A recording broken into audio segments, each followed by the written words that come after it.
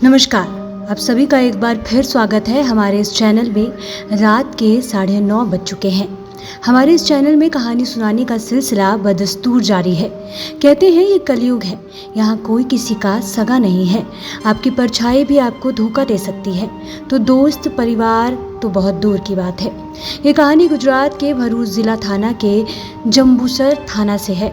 30 जून 2023 को जंबूसर पुलिस को सूचना मिली कि पगरनाला में एक लाश पड़ी है। सूचना मिलते ही पुलिस ने मौके पर पहुंचकर एक व्यक्ति का शव बरामद किया, जिसकी उम्र 36 साल के आसपास थी। तलाशी में उस व्यक्ति के पास से कुछ नहीं मिला। मृतक की पहचान के लिए पुलिस ने खूब कोशिश की और पड़ोसी थानों में भी सूचना पहुंचा दी गई। लाश मिलने के 10 दिनों बाद थाना जंबूसर से करीब 400 किलोमीटर दूर बनासकांठा जिला की थाना थराद पुलिस पुष्टि करते हुए कहा कि वह मृतक व्यक्ति हमारे थाना क्षेत्र का रहने वाला है। पुलिस ने बताया कि मृतक गुजरात के जिला बनासकांठा की तहसील थरार के गांव चोटपा का रहने वाला है। शंकर भाई पटेल था। वह गांव में रहकर खेती करने के साथ साथ मकान बनाने के ठेके लेता था।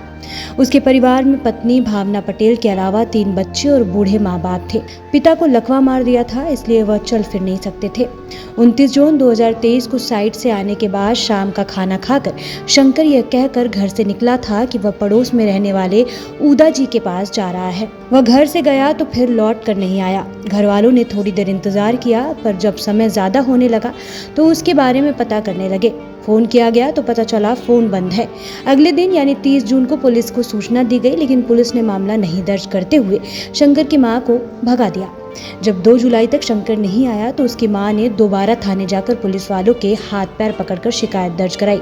इसके बाद पुलिस शंकर की तफ्तीश में जुट गई। गांव वालों से पूछताछ में पता चला कि शंकर की पत्नी भावना बहन का चरित्र ठीक नहीं है और पास का ही एक नौजवान लगातार रात के दौरान घर आता रहता है। इसके बाद पुलिस ने भावना का फोन सर्विलांस पर लगवा दिया। इससे उन्हें पता चला कि भावना लगातार पड़ोसी गांव के शिवा पटेल से बातचीत करती है। जब उन्होंने शिवा पटेल के बारे में पता किया तो जानकारी मिली कि वह 29 जून को अंकलेश्वर से गांव आया तो था, पर अपने घर नहीं गया था। इसके अलावा 29 जून को उसने शंकर को फ़ोन भी किया था। 29 जून के शंकर और शिवा के फ़ोन की लोकेशन निकलवाई गई तो पता चला कि दोनों के फ़ोन की लोकेशन एक साथ थी। शक के आधार पर पुलिस ने उसकी लोकेशन निकलवाई। उसकी लोकेशन अंकलेश्वर नामक जगह में मिली। इसके बाद पुलिस शिवा को गिरफ्तार करके थाने ले आई। शुरुआती पूछताछ में शिवा पुलिस को गोल गोल घुमाता रहा, लेकिन पुलिस की सख्ती के आगे वह टूट गया और इसके बाद उसने भावना से प्यार होने से लेकर शंकर की हत्या की जो कहानी सुनाई वह बहुत शातिराना थी।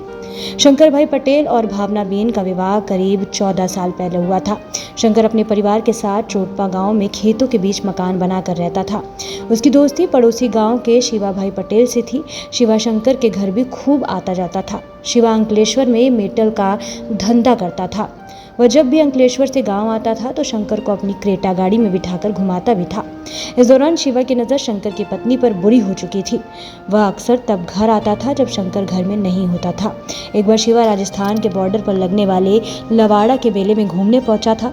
यहाँ शंकर के साथ उसकी पत्नी भावना भी मेला देखने गई थी। उसी मेले में शिवा ने घात लगाकर भावना की भावनाओं को भी समझा और अपने प्यार का इजहार कर दिया। बाद में दोनों के बीच फोन पर बातें होने लगी, फिर शारीरिक संबंध बनाने का खेल शुरू हुआ।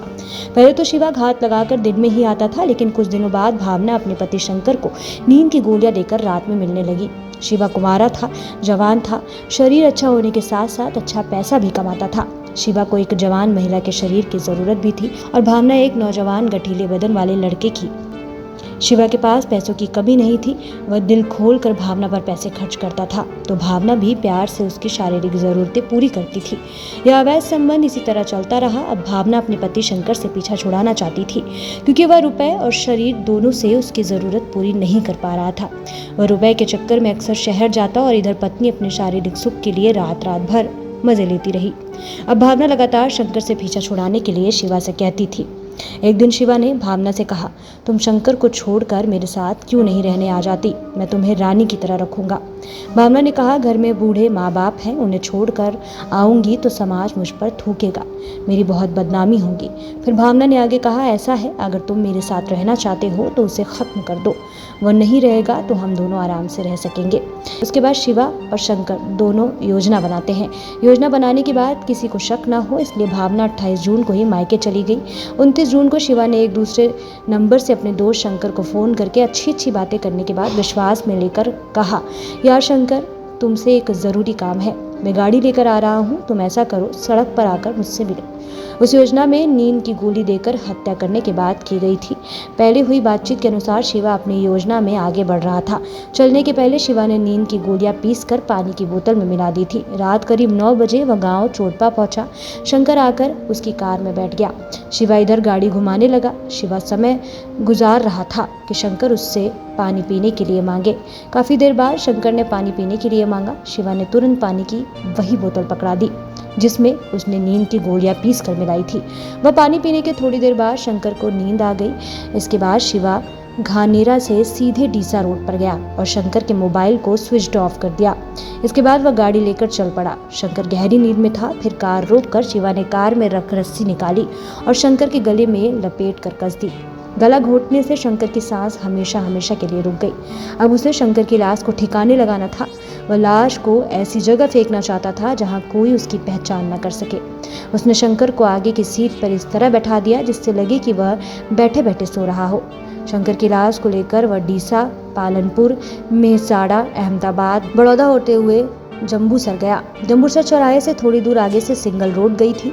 उससे वह रोड सुनसान दिखाई दी तो उसने कार उसी रोड पर उतार दी। लगभग 1 किलोमीटर जाकर शिवा को एक पगर नाला दिखाई दिया तो उसने शंकर की लाश उसी पगर नाले में फेंक दी। लाश को ठिकाने लगाने के बाद शिवा ने फोन करके यह बात भावना को बताई और वहां से सीधे अंकलेश्वर चला गया। 2 दिन बाद भावना भी ससुराल आ गई जिससे किसी को उस पर शक ना हो। हत्याकांड का खुलासा हो जाने के बाद थाना थराद पुलिस ने भावना को भी गिरफ्तार कर लिया। शिवा को थाने में देखकर उसने भी अपना अपराध स्वीकार कर लिया था।